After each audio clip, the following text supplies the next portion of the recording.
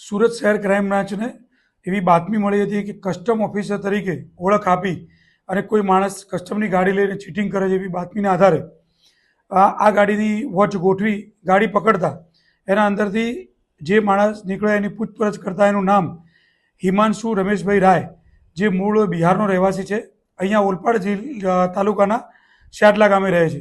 એવી માહિતીના આધારે એને અહીંયા પકડતા ક્રાઇમ બ્રાન્ચની ઓફિસ લાવીને પૂછપરછ કરતા એને અલગ અલગ સરકારી નોકરીઓ આપવાના બહાને ટોટલ ₹12,75,000 ચીટિંગ કરી લોકો પાસેથી પૈસા પડાવી લીધેલા છે.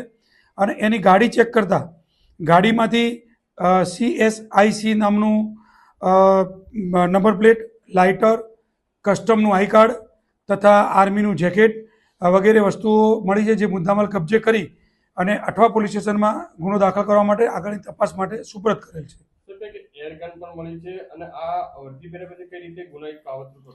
એને અત્યાર સુધીની પૂછપરછમાં એને વર્દીનો ઉપયોગ કર્યો નથી, પણ એ જે કસ્ટમનું આઈ કાર્ડ અને જે એને નકલી જે લાઇટર લીધું છે એ લગાવી અને લોકોને ઝાંસામાં લઈ નોકરી આપવાનું બહાનું કરી પૈસાની છેતરપિંડી કરતો હતો. આરોપી ડિપ્લોમા એવિએશન એને બરોડાથી કરેલું છે અને એ સેકન્ડ યર ગ્રેજ્યુએશન છે. એને આઈડિયા એરપોર્ટ ઓથોરિટીમાં એક સરકારી કર્મચારીની ગાડી ચલાવતો હતો ડ્રાઈવર તરીકે. એક કંપની બંધ થઈ જતાં એની નોકરી છૂટી ગયેલી, એના પરથી એને આઈડિયા આવ્યો કે આવું કરીએ તો આપણને પૈસા મળી શકે છે. એ આધાર પર એને આ ચીટિંગ ચાલુ કરેલું છે. અત્યારે અમારી પૂછપરછમાં એ 6 લોકો સાથે છેતરપિંડી કરી છે, જેની કિંમત ટોટલ ₹12,75,000 થાય છે. એટલાનું એને ચીટિંગ કરેલ છે. આની વિરુદ્ધમાં આ પહેલો ગુનો છે, પ્રથમવાર પકડાયેલો છે અને એ અલગ અલગ વિભાગમાં નોકરી આપવાના બહાને પૈસાની છેતરપિંડી કરતો હોય.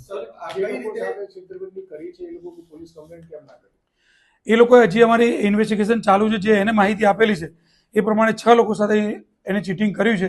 હવે એમને બોલાવવાનું ચાલુ છે અને આગળની તપાસ કરેથી માલુમ પડશે. એ લોકો જો ફરિયાદ આપવા તૈયાર હશે તો એમની ફરિયાદ લઈ અને આગળની કાર્યવાહી કરવામાં આવશે.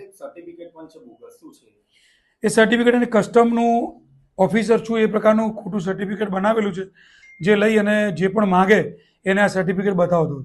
સર, કેટલી ગંભીર બાબત કહી શકાય આ રીતે સાહેબની અંદર ડુપ્લિકેટ અધિકારી તરીકે ફરવું?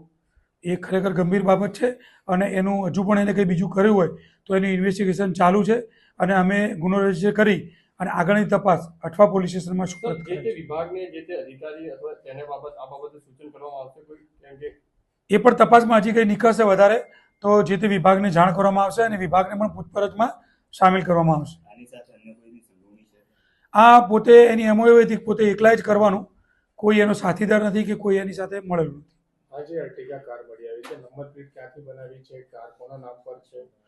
અર્ટિગા ગાડીમાં જે નંબર પ્લેટ લખાવેલી છે એ આર્મીની નંબર પ્લેટ હોય એ પ્રકારની નંબર પ્લેટ છે, જે એને દિલ્હીથી બનાવવામાં આવેલી છે અને એનો ઉપયોગ એ આગળ ગાડીમાં લગાવીને કરતો હતો. આઈડિયા એને ક્યાંથી આવ્યો કે આવું કરવાથી લોકો પાસેથી પૈસા મળી શકે? આર્મી એક વિશ્વાસપાત્ર સંસ્થા છે, એટલે આર્મીએ નંબર પ્લેટનો ઉપયોગ કર્યો હતો અને જે જગ્યાએ પહેલાં નોકરી કરતો હતો ત્યાં આગળ પણ એને આવો અનુભવ થયેલો છે કે આ પ્રકારનું કરવાથી લોકો આપણા પર વિશ્વાસ મૂકે છે. એના આધાર પર એને આ ચીટિંગ ચાલુ કરી.